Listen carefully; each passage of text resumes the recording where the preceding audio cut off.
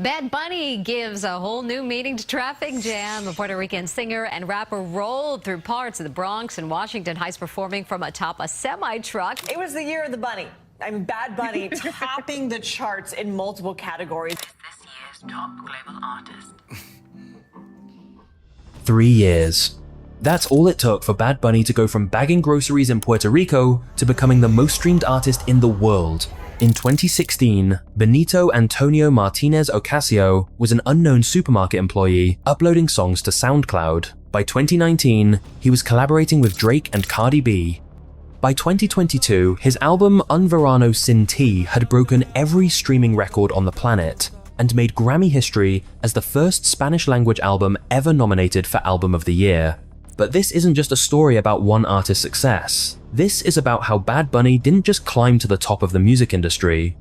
He fundamentally changed what the top looks like. Before we dive into how Bad Bunny conquered the world, let's set the stage for just how impossible this transformation really was. In 2016, the music industry had clear rules. English language pop and hip-hop dominated global charts. Latin music was largely confined to specialized markets and radio stations. Streaming was growing, but traditional gatekeepers, record labels, radio programmers, and industry executives still controlled who became a global superstar. Bad Bunny, born Benito Antonio Martinez Ocasio in San Juan, Puerto Rico, wasn't supposed to be the one to change all of that. He was a college student, studying audiovisual communications, who worked at a supermarket to make ends meet. Music was just a passion project, something he did after his shifts.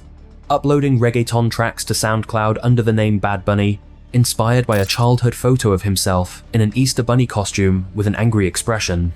What happened next would prove that in the streaming age, talent and authenticity could overcome every traditional industry barrier. The transformation began with a single upload. In January 2016, Bad Bunny posted Dials to SoundCloud. The track was raw, unpolished, and entirely in Spanish. Exactly the kind of music that industry wisdom said would never cross over to mainstream success. But the song caught fire.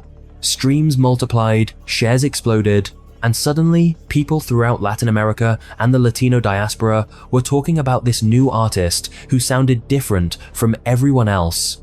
The track's success wasn't manufactured by a major label marketing campaign, it was pure grassroots excitement spreading through social media and word of mouth.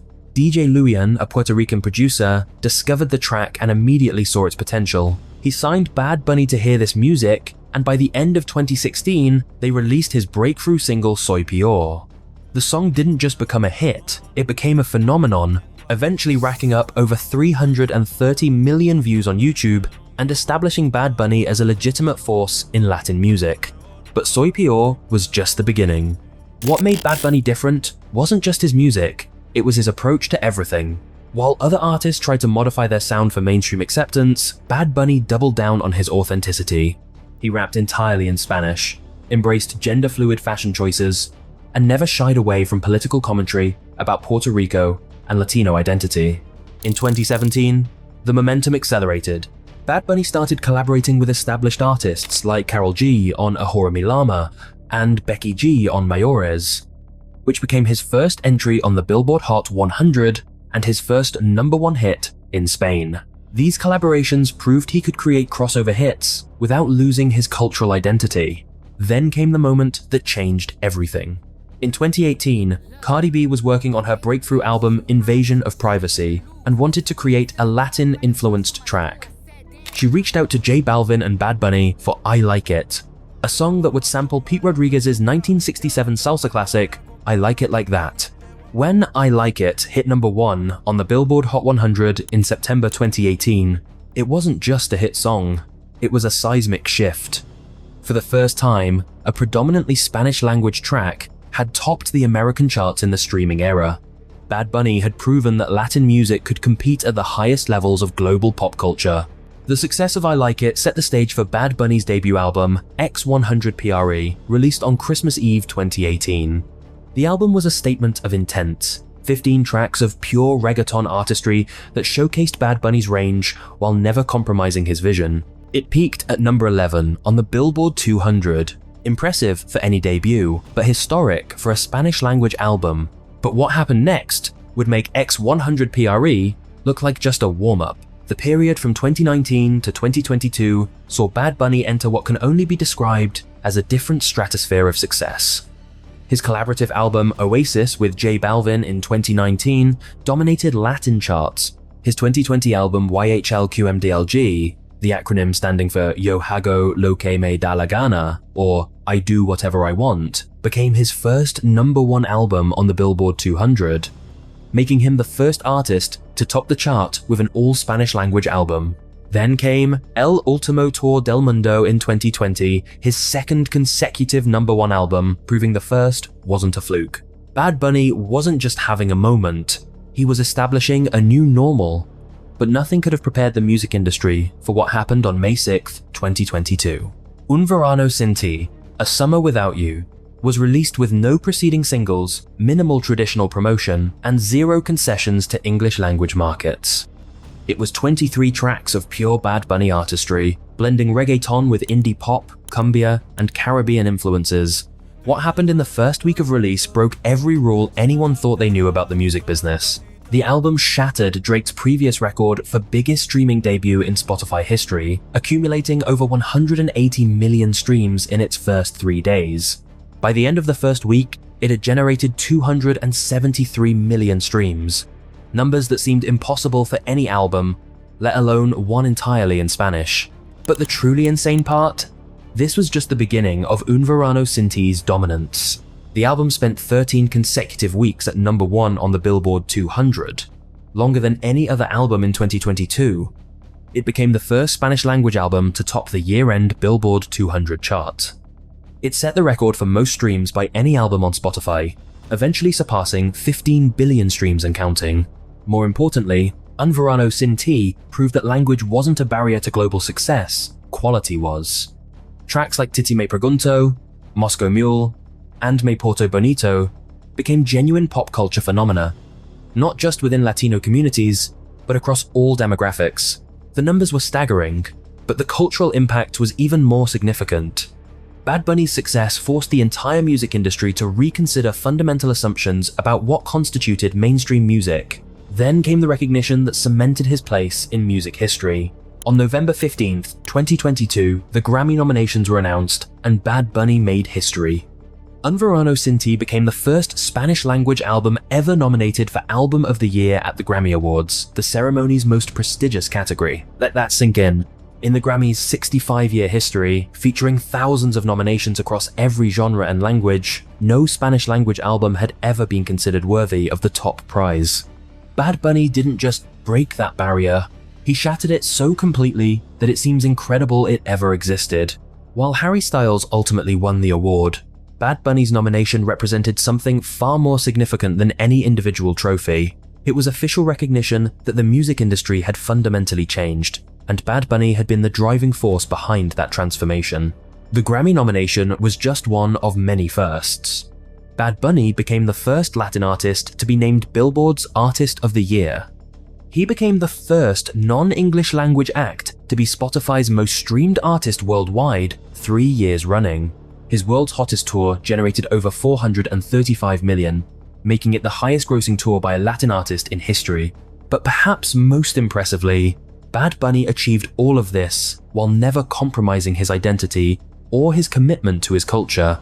Throughout his rise, Bad Bunny remained fiercely Puerto Rican. His music videos celebrated Caribbean culture, his lyrics addressed issues like gentrification in Puerto Rico, and his fashion choices challenged traditional notions of masculinity. He proved that global success didn't require cultural assimilation. In fact, his authenticity was the key to his appeal. This authenticity extended to his business decisions. Unlike many artists who chase crossover success by recording in English or collaborating exclusively with American pop stars, Bad Bunny consistently worked with Latin artists and producers. His collaborations with artists like Rauw Alejandro, Jayco, and Bomba Estéreo showcased the incredible diversity within Latin music, while elevating emerging talents. The ripple effects of Bad Bunny's success extended far beyond his own career. His achievements opened doors for countless other Latin artists, created new opportunities for Spanish-language music on streaming platforms, and forced record labels to reconsider their approaches to non-English content. major streaming platforms began featuring Latin music more prominently. Radio stations started programming more Spanish-language content.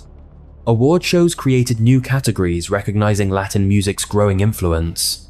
The entire infrastructure of the music industry adapted to accommodate what Bad Bunny had proven was possible. By 2023 and into 2024, the transformation was complete. Latin music had become one of the fastest-growing genres in the United States. Streaming numbers for Latin content were exploding. New artists were following Bad Bunny's blueprint of authenticity and cultural pride, rather than assimilation. Bad Bunny's influence even extended beyond music. His appearances in WWE wrestling matches drew massive audiences. His fashion choices influenced trends worldwide. His political activism brought international attention to issues affecting Puerto Rico. He had become not just a musician, but a genuine cultural icon whose influence transcended entertainment. In January 2025, Bad Bunny continued his dominance with Debitera Más Fotos, which immediately shot to #1 and made him the first Latin artist to achieve 100 entries on the Billboard Hot 100. The album's success proved that his 2022 breakthrough wasn't a peak. It was a new baseline for what Bad Bunny could achieve. Looking back at this 3-year transformation, what Bad Bunny accomplished seems almost impossible to believe. He took an industry built on English language dominance and gatekeeping, and proved that talent, authenticity, and cultural pride could overcome any barrier. He didn't just become successful, he changed the definition of what success could look like. He proved that artists didn't need to abandon their cultural identity to achieve global recognition. Most importantly, he opened a door that can never be closed again. Today, when we see Latin artists topping global charts, when Spanish-language music dominates streaming platforms, when major festivals book reggaeton headliners, we're witnessing the world Bad Bunny created. He took an industry that had operated the same way for decades and forced it to evolve in just 3 years. The grocery store bagger from Puerto Rico didn't just become a superstar. He became the architect of a new music industry, where authenticity trumps assimilation, where cultural pride drives global success, and where the language of music is whatever connects with people's hearts. That's not just career success, that's revolutionary change. And it all happened in 3 years. If you found this breakdown of Bad Bunny's industry transformation fascinating, subscribe for more deep dives into the artists and moments that changed music forever. We analyze the strategies, the breakthroughs, and the cultural shifts that reshape entire industries. Because understanding how change happens helps us recognize it when it's happening again